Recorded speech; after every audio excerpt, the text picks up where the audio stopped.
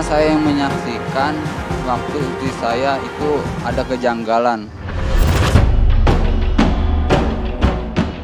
Meski kantongi kemenangan di pengadilan, pihak rumah sakit sejatinya telah lakukan mediasi dengan Yuliantika. Jalan damai itu ditolak hingga berujung di Pengadilan Negeri Tangerang.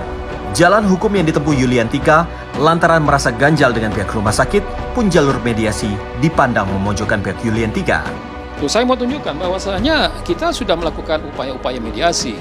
Upaya mediasi sudah dilakukan, tidak terjadi, bahkan proposal sudah diajukan oleh kuasanya. Tetapi karena tidak ada kesepakatan dalam hal bagaimana mencari solusi dalam hal ini, ya pihak pengadu Yuliantika mengajukan pengaduan kepada MK DKI, kemudian gugatan Pengadilan Negeri Tangerang.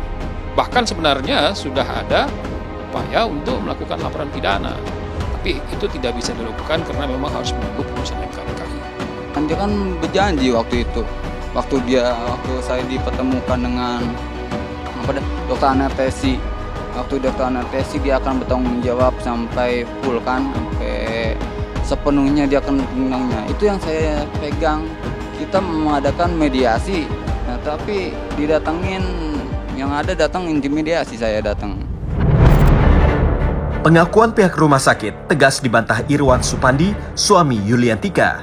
Bagaimanapun, dirinya yang punya bukti foto terkait suntikan anestesi sampai 12 kali merasa ada yang ganjal dari sikap rumah sakit.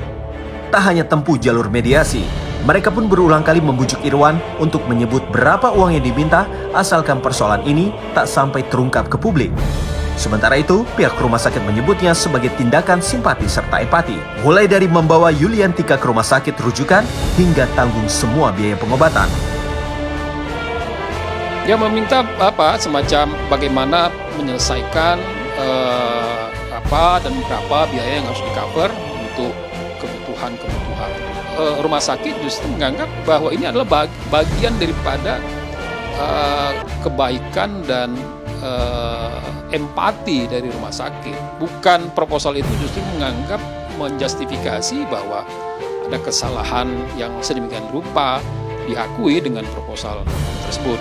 Saya itu cukup aneh. Kenapa pihak rumah sakit yang memberikan saya mobil, bawa saya ibadah mengasih saya mobil gitu kan, mau nunjukin bilang ke saya, nyebutin ayo mau minta uang berapa aja sebutin minta saya kasih, tapi asalkan cabut kasus ini, dia bilang gitu kan, jangan sampai booming. Nah itu sih yang kejanggalan, kenapa kalau emang rumah sakit nggak bermasalah dan nggak isi saya itu nggak cedera medis di situ, nah kenapa dia menawarin uang ke saya? Yuliantika dirujuk ke Rumah Sakit Cipto Mangunkusumo untuk ditangani lebih lanjut. Disinilah kondisi Yuliantika terungkap, di mana mengalami pembengkakan serta terdapat tumor di tulang belakang. Adanya pembengkakan disinyalir akibat belasan kali dilakukan suntikan anestesi. Rumah sakit juga membawa Nyonya Yuliantika ke rumah sakit rujukan RSCM, dan sudah ada perawatan, sudah ada tindakan, sudah ada pemeriksaan penunjang, dan hal itu juga kami ajukan di pengadilan sebagai bukti bahwa rumah sakit memberikan empati, memberikan perhatian dengan perawatan yang terbaik kepada rumah sakit rujukan. Dan saya sih waktu pertama saya dapat informasi itu dibilangnya ya pegumpalan darah itu. Nah pas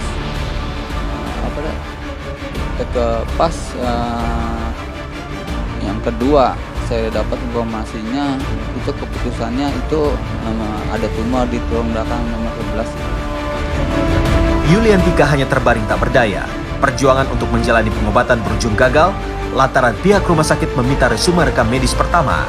Ironisnya, berkas itu tak ada di tangan Irwan Supandi karena tak diberikan pihak rumah sakit. Tapi benarkah Yuliantika tidak meminta berkas tersebut? Rekam medis itu adalah milik rumah sakit. Resum rekam medis itu dapat diberikan maupun dicatat maupun dikopi oleh pasien atau keluarganya. Dan ketika gugatan ini diajukan di Pengadilan Negeri Tangerang, kami membantah tidak benar tidak diberikan rekam medis.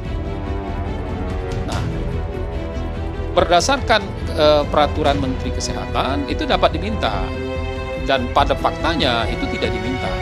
Setelah itu kan pasien juga dirujuk dan dirawat di Rumah Sakit Cipto RSCM.